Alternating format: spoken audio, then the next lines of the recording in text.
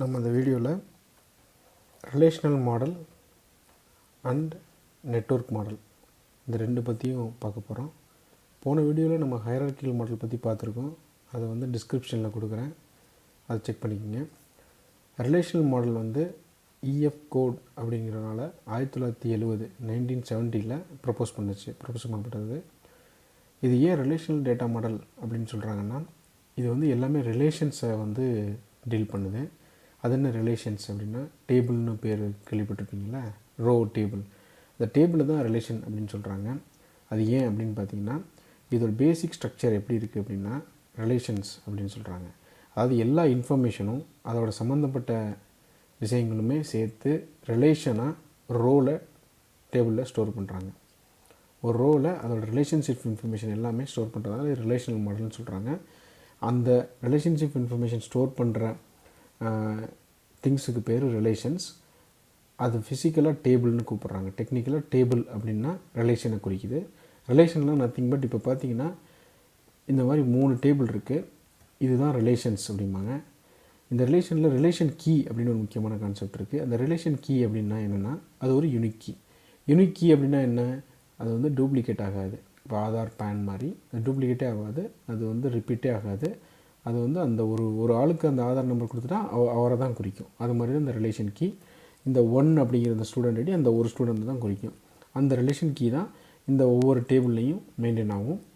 இது ஒவ்வொன்றோட அசோசியேட் ஆகிருக்கும். இப்போ இந்த எக்ஸாம்பிள் எடுத்துக்கிட்டிங்கன்னா, இந்த ஸ்டூடெண்ட் டேபிள் இந்த சப்ஜெக்ட் டேபிள் ரெண்டையும் இந்த டேபிளில் ரிலேட் பண்ணியிருக்கோம்.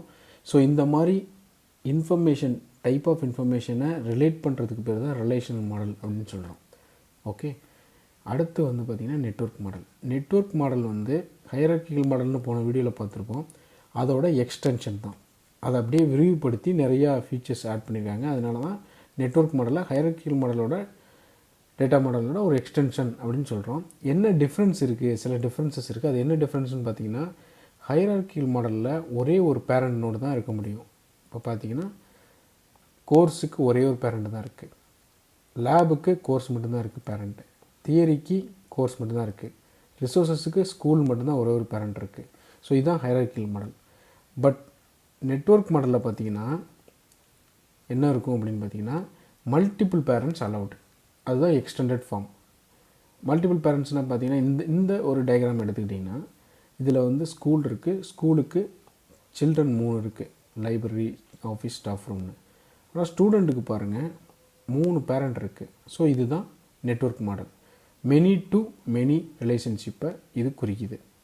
எதுக்காக இதெல்லாம் பண்ணுறோம், ஏன் ஹைரார்க்கியல் மாடல் மாதிரியே வச்சுக்காமல் இது மாதிரி ஒரு நெட்வொர்க்காக கொண்டு வரோம், மெனி டு மெனி எல்லாம் கொண்டு வரோம் காம்ப்ளிகேஷன் அப்படின்னா, ஃபாஸ்ட்டாக ஆக்சஸ் பண்ணுறதுக்கு. ஒரு ரேக்கில் நீங்கள் அடுக்கி வச்சுருக்கீங்க, இங்கே ஒரு இடத்துல, இங்கே ஒரு இடத்துல, இங்கே ஒரு இடத்துல, இங்கே ஒரு இடத்துல. இதோட ரிலேஷன்ஸ்லாம் நீங்கள் உங்களுக்கு தெரிஞ்சதுன்னா நீங்கள் ஈஸியாக போய் இங்கேருந்து இந்த டேட்டா எடுத்துடலாம். இந்த ட்ராவர்சல் இருக்குல்ல, போய் எடுக்கிறீங்கள இந்த பார்த்து, இதை எஃபிஷியண்ட்டாக பண்ணலாம். போய் தேடி எடுக்கிறத, அதுக்கு தான் இந்த ஃபாஸ்டர் ஆக்சஸுக்கு தான் இந்த மாதிரி மாடல்ஸ்லாம் இருக்குது. இந்த மாதிரி டேட்டா மாடல்ஸ்லாம் எதுக்கு இருக்குது அப்படின்னு பார்த்தீங்கன்னா, ஃபாஸ்ட்டாக டேட்டாவை ஆக்சஸ் பண்ணி கேட்குறவங்களுக்கு கொடுக்குறதுக்கு. இங்கே கேட்குறது சாஃப்ட்வேர் சிஸ்டத்தில். ஸோ இப்போ பார்த்தீங்கன்னா இதில் ஸ்டூடெண்ட்டுக்கு மல்டிபிள் பேரண்ட்ஸ் இருக்குது. இதுதான் வித்தியாசம். ஹைரார்க்கியில் ஒரே ஒரு பேரண்ட் தான் இருக்கும். இதுக்கு தான் மெனி டு மெனி ரிலேஷன்ஷிப் பேர். இந்த ரிலேஷன்ஷிப்புக்கு டைப்புக்கு பேர் many to many. 1 to many நம்ம பார்த்தோம் ஏற்கனவே. இதில் இதுதான் 1 to many.